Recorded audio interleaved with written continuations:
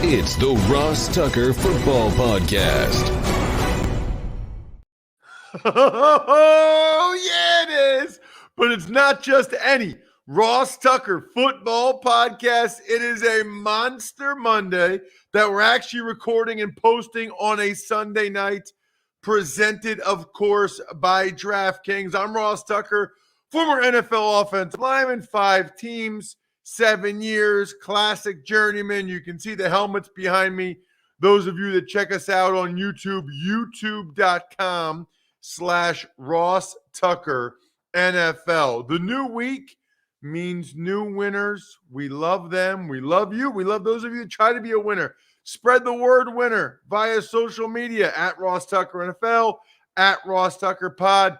Looking for some Facebook sharers, looking for some Twitter quote tweets at Ross Tucker NFL, at Ross Tucker Pod. You guys know the sponsors are what make us go. ExpressVPN, awesome. Raycon earbuds, amazing. LinkedIn, there's a bunch of them. Check them out over on the sponsor tab over at rosstucker.com. Love the YouTube growth and love giving you guys the cameo style shout outs. Just hit the thumbs up at youtube.com/Ross Tucker NFL and make any comment at all on any of the videos. I will see it and you'll have a great chance to get a cameo style video. It's Big Show time. The Big Show. So I try to talk to this guy at least multiple times a year because he makes me smarter. He makes all of us smarter. He is, of course, the great Warren Sharp at SharpFootball on Twitter. You should go to sharpfootballanalysis.com, sharpfootballstats.com. He's on NBC Sports. He's on The Ringer with Bill Simmons, kind of everywhere at this point. And I feel like every year when I see these tweets, I try to get him either on the Ross Tucker Football Podcast or on the Even Money Podcast because it's strength of schedule time, which I guess leads to this question, Warren. Why is now strength of schedule time? We've known the schedules for a while in terms of opponents. We don't know when the games are actually being played yet. That comes out now, I guess, after the draft. Why is recently Warren Sharp strength of schedule season? Because prior to right now, the only way that you could really forecast strength of schedule is if you were going to utilize win rate from the opponents you're going to play this year based upon what they did last year. And we don't like to do that. It basically doesn't help us predict anything. So what we do is we look at the win totals that got released by the betting markets, Las Vegas, offshores, wherever they are now, and we're factoring those in as we calculate strength of schedule. And we just got the win totals that came out for the first time, I think a week and a half or 2 weeks ago. That allows me to start calculating strength of schedule. Strength of schedule for us, the way that I calculate it, is a dynamic tool, and it changes over the course of the entire offseason. Now, a team that has the easiest schedule now is not going to become 15th easiest. You know, it's going to stay relatively close, but it's very important that you're utilizing strength of schedule methodology that's based upon the betting markets and not based upon what these teams did last season. So I'm glad you said that because now it comes out. Here's my question. How much does it change when we actually get the dates of the games and we see rest? Because I know that's a big thing for you, is the inequities in the schedule. Yes. Good point, Ross. Inequities are going to happen all the time. The NFL can't get it all the way to a perfect science so that everybody has the same exact rest and schedule of opponent and bye weeks and negated bye weeks. There's so many different things that I look for with the schedule timing. So right now we know what the schedule of opponents are, and we know what the strength of schedule is based upon that. Just who you're playing, all the 17 games that you're playing this season. What we don't know is the schedule timing, which will come out after the draft, most likely the first week or two in May. And at that point, I then start crunching the schedule and looking for those inequalities. I'm looking for who starts off with a difficult schedule. Like we're looking at the AFC. The AFC is so stacked that I personally think it's fruitless to try to go and bet Super Bowl futures on the AFC right now. But what I am going to look to do is if the Chargers start out with a brutal schedule and they drop a couple of games at the beginning of that schedule because it's so tough, but I know that the schedule is going to improve after that, I might wait until they lose a couple of games at the start of the season, and then I'll bet their Super Bowl future at that point in time. So the schedule timing is very important. It doesn't change the overall strength of schedule, but it's going to change how we're going to bet on these teams, when we're going to bet on them, and it might also impact how much we want to, I guess, delve into like regular season win totals. If a team is really at a disadvantage this season, we might not feel as good about their strength of schedule because the schedule timing is so terrible. So we definitely have to factor that in once it comes out. And I do that. I love it. That's almost one of my favorite days of the year is when they release the schedule, because so many people out there think, oh, who cares? We already know who they're playing. No, it matters big time when you are playing these opponents and the rest that those opponents are on as they face you. There's so many complicating factors with regard to the schedule release itself. Well, Warren, I'm gonna be on you again after that comes out to get you on the Even Money podcast with me and Fezzik for the schedule inequalities for sure. Because, I've seen other people that do a strength of schedule analysis after the season win total comes out. Nobody goes as in depth as you do with the schedule inequities. Let's hold that part of it for the Even Money podcast. For what we know right now, just based on the sportsbook season win totals, and let me take a step back, actually, Warren, because I think I usually do have you on the Even Money podcast. We probably have people here on the Ross Tucker Football podcast. They might not even know what season win totals are and why that's so important. So season win totals, the sports books set a number. 8.5 wins, 9 wins, 9.5 wins. How many wins do they forecast that a certain team is going to get in this upcoming season? They go through all 32 teams. They understand who they're playing. They understand the players they got. They're waiting until most of the dominoes fall during free agency. They want to see where some of these big quarterbacks are going in trades or other moves. Once the dust settles a little bit, they'll come out with their win totals. Now, I will say, at this point in the offseason, it is relatively early. A lot of times they've waited until after the draft to post those, but it's just like with everything else in the betting markets now, Ross. The sooner you can get things up, the sooner they'll start taking your money, the longer they get to hold on to it. And so they've been pushing it earlier and earlier every single year. So that's what season win totals are. When we say that, it's just how many games for the upcoming season does the sportsbook predict that you're going to win? And then people can come in and bet that you'll win more than that or that you'll win less than that. All right. So what is the analysis that we know the impact it has the next year? In other words, a lot of times the season win totals are wrong. So we're going based on the season win totals now, and that's their best guess on how many wins. What do we know about after the fact, right? So in other words, and I encourage everybody to check out Warren on social media at SharpFootball, but you have 5 easiest schedules: Commanders, Bears, Eagles, Colts, Seahawks. 5 hardest schedules: Raiders, Niners, Rams, Jets, and Chiefs. So I guess there's 2 questions here. Number one, how sticky are these? Like when we review it after the season, how much variance is there from what we thought were the toughest and easiest schedules before the year typically?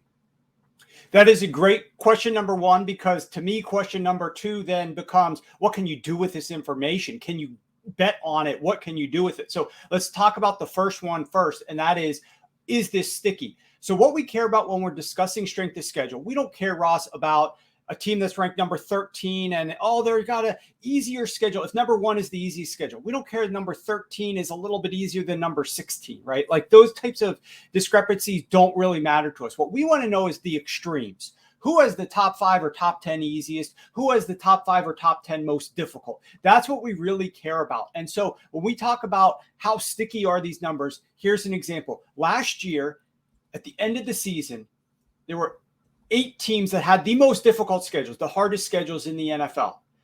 That was in January when the final game concluded. Back in April, before the season even started, before the summer even was here, I predicted 7 of those 8 teams would have the top 8 most difficult schedules. So this methodology, the strength of schedule methodology, using season win totals, and as you said, the win totals aren't always right. A lot of the times, some of them are off by wide margins. But in terms of predicting the extremes, in terms of most difficult, we peg 7 of the 8. In terms of the easiest schedules, we peg 7 of the top 10 easiest schedules. So we were very good with predicting the extremes. Now the question becomes, if we're good at predicting the extremes, what can we do with that information? And one of the interesting things that I then looked at was season win totals. Let's look back at season win totals. Of the 10 teams that actually had the hardest schedules last year, so by January, these 10 teams had the most difficult schedules. Only 3 of the 10 went over their win total. In other words, it's very difficult to exceed expectations that the book set if you're dealing with a very, very difficult schedule.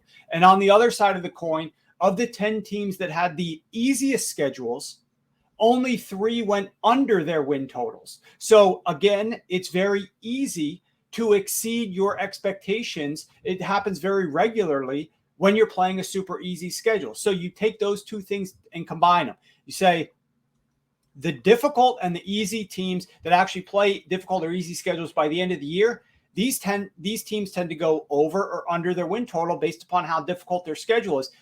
Can we use this strength of schedule analysis to forecast the teams that might have an easy or difficult schedule? And the answer is yes. So it is quite useful as a tool, not so much predicting 13 versus 16 in the mid-range, but focusing on the extremes. It has done very well over time. How much change will there be after the schedule is actually announced and you account for rest? In other words, if I'm someone that listens or watches the Even Money podcast, do I act on Warren's toughest and easiest schedules now, or do I wait until the actual schedule comes out because there's a decent amount of variance, or is the variance because of the rest so small that there's no reason to wait? Well, in the instance like the Washington Commanders, who have the easiest schedule, even if their schedule timing is one of the most brutal, it's not going to change their ranking from probably number 1 to like number 15 in an average schedule. They're probably still going to be top 7 at the worst in terms of easiest schedule. So there might be a little variance, but the interesting thing is the announcement of the fact that they have a difficult schedule timing, like the rest stinks and they're playing teams that have extra rest and they're always playing these road games on short weeks and their bye week is negated because their opponent has a bye week the same week as their bye week. If all of these things are going against the Washington Commanders, what is going to happen is that the betting market might take their win total from, let's say, what is their win total right now? I want to say it's like 7.5. They might take their win total from 7.5 down to 7. And their opponents, they might tick up a couple of the opponents' win totals. Well, then all of that, all the win total movement gets accounted for as I rerun this model. And thus, it's all going to be taken into consideration. And that's what's going to cause those slight tweaks in the schedule. So I think some of the more eye-opening schedules, you should go ahead and look to just grab them now. If you really feel like, oh, wow, this is lending something to the analysis that I wasn't contemplating before. Once I factor it in, I do want to fire on Washington over or the Giants win total over, something like that.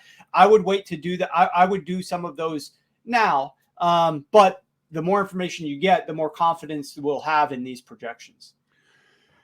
Is there a way to calculate, Warren, what the difference is between the easiest and the hardest? Meaning, right now you have the Commanders with the easiest schedule.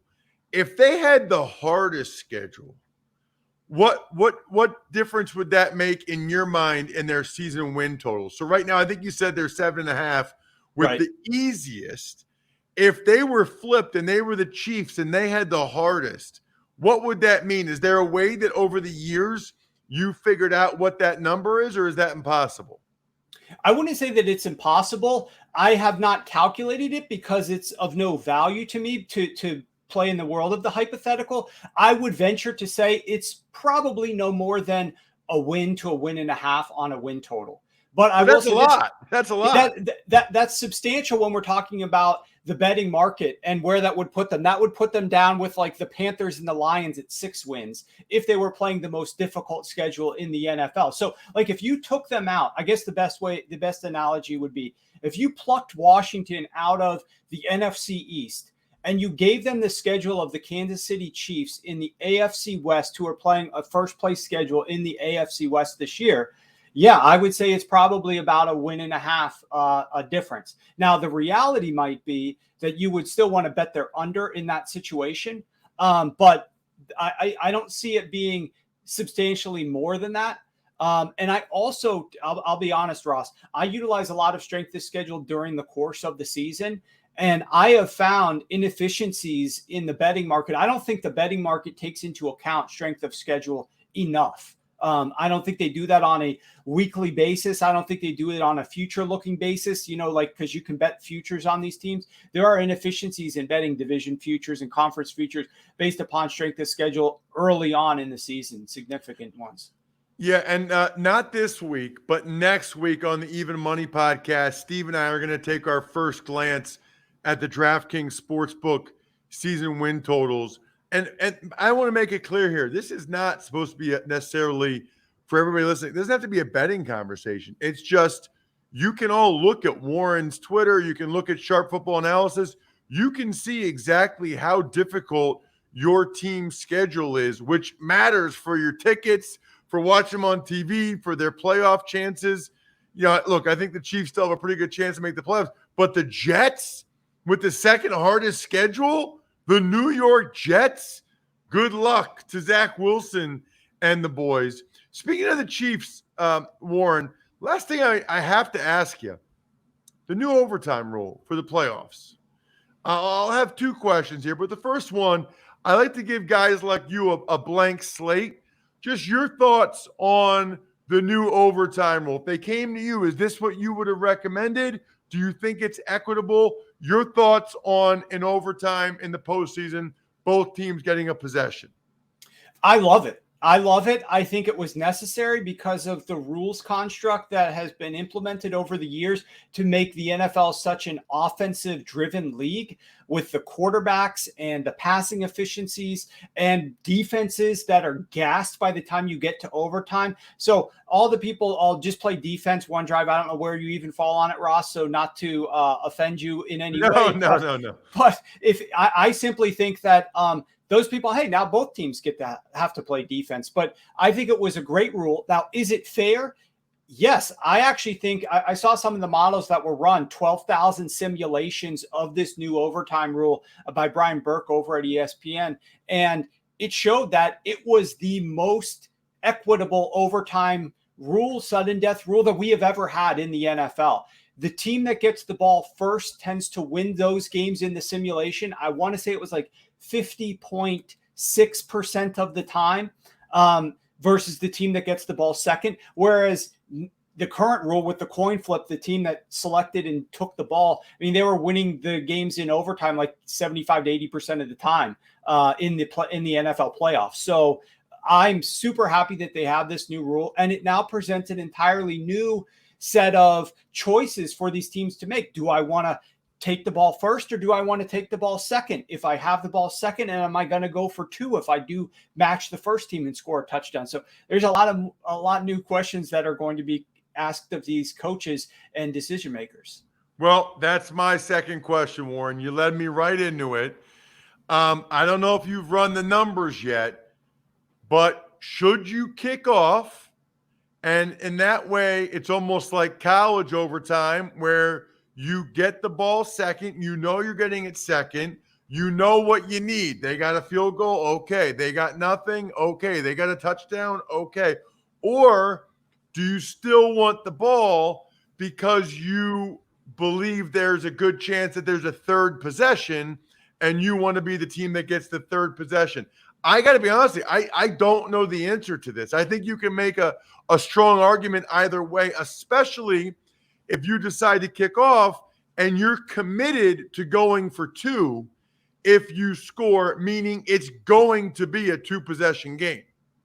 Right. So the numbers say by slightest of margins over thousands, like this would never play out in any of our lifetimes, right? So the reality is these numbers take it with a grain of salt, but the numbers say that going first, having the ball first, telling the other team we want to receive the ball here, not deferring to the second possession, that will give you a slight edge. And that's because if both teams score the same amount of points at the end of those first two possessions, then you get that third possession, which is sudden death. And so the edge that is gained, as you mentioned, by going second and having 4 downs to convert a first down, because you have to at least get a field goal or at least get a touchdown here. There is an edge inherent in having that second possession from knowing what you need, but it is offset and then some by getting that third possession afterwards. So the way that I personally would play it, particularly if I was the team with the ball last in regulation, I would want to force that defense that's probably already tired to go back out on the field again. I would want the ball first. I would go down. I would try to score a touchdown, and I would be looking to just kick the extra point and forcing that other team to take the ball and needing them to score a touchdown to match. And that way, if they do, I get the ball third to just score any points to win the game.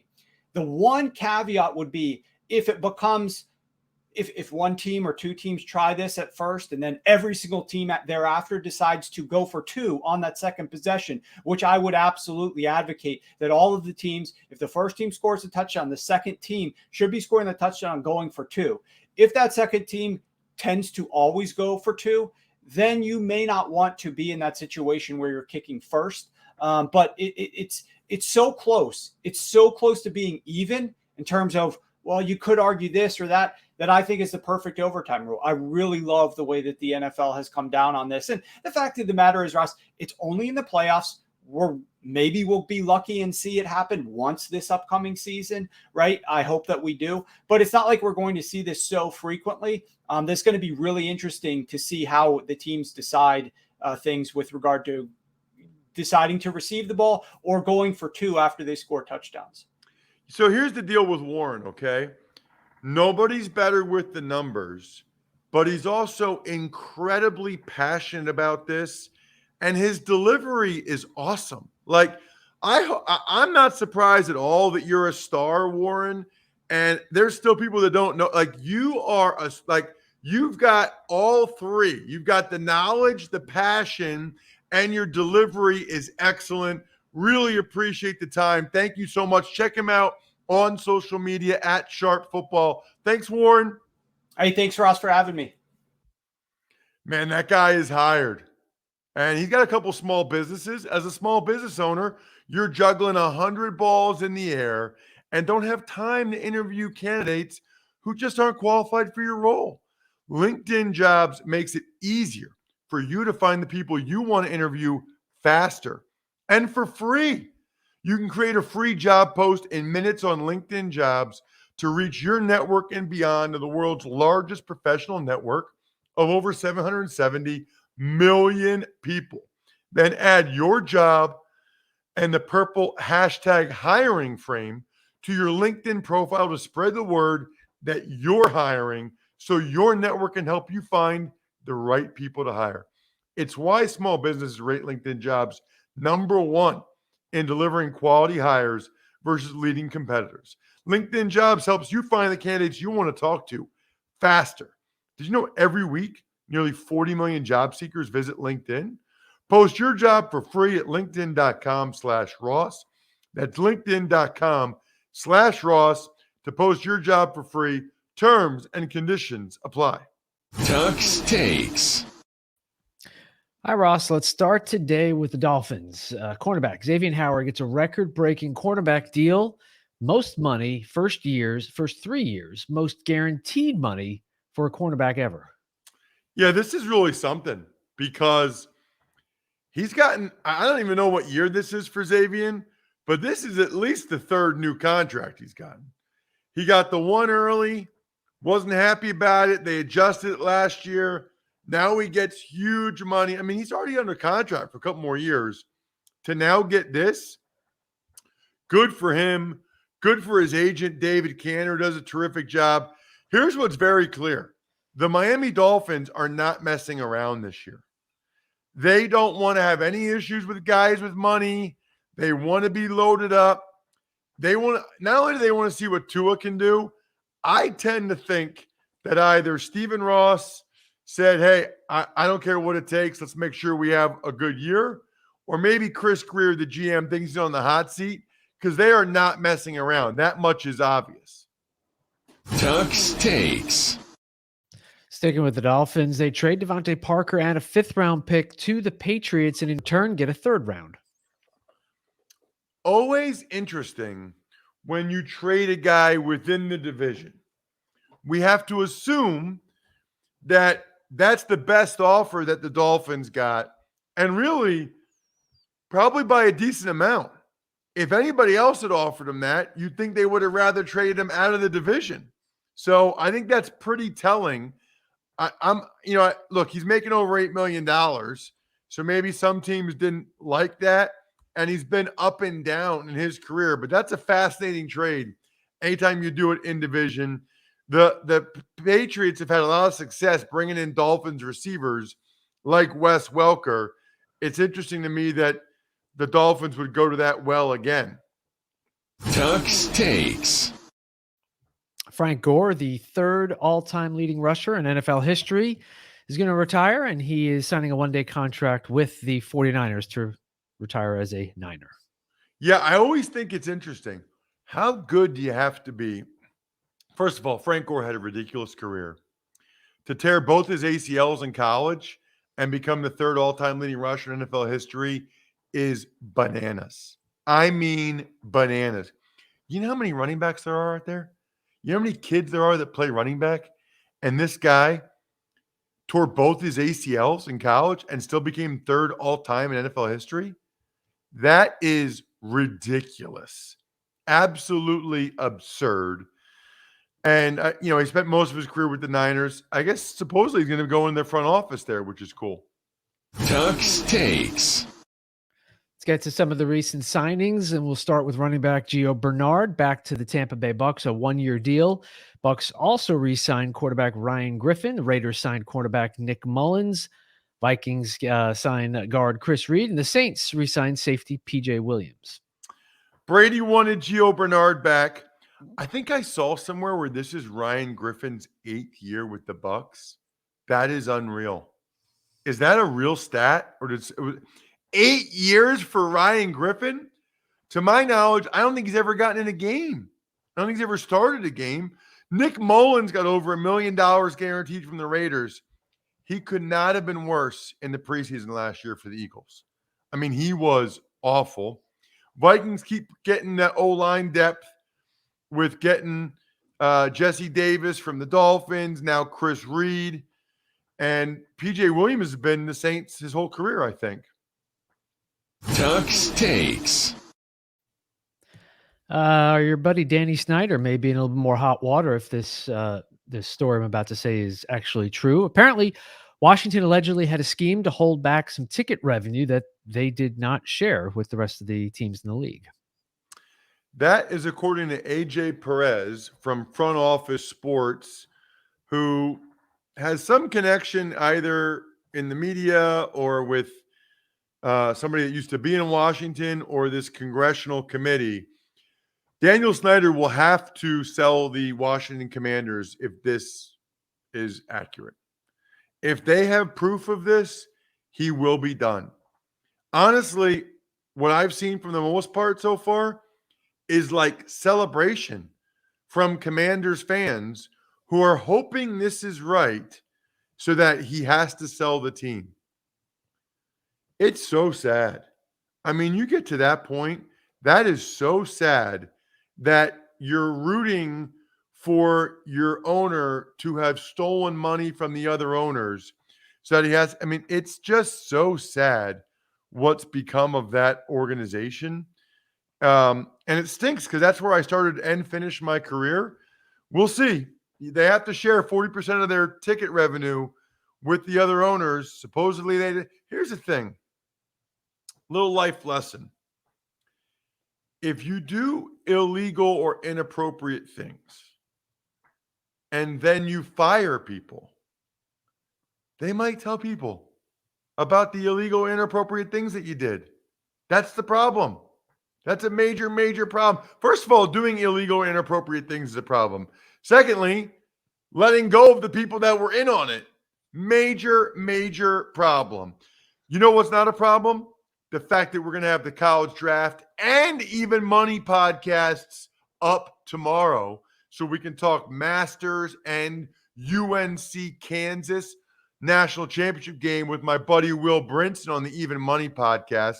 Shout out to all of our patrons, including our newest patron, Stuart McDonald. Gosh, I love when we get new patrons. Patreon.com/RT Media. Of course, the shout outs go to Evergreen Economics, SteakhouseSports.com, HumanHeadNYC.com, Go-Bangles.com, Pizza Boy Brewing, and Sporticulture. I think we're done here.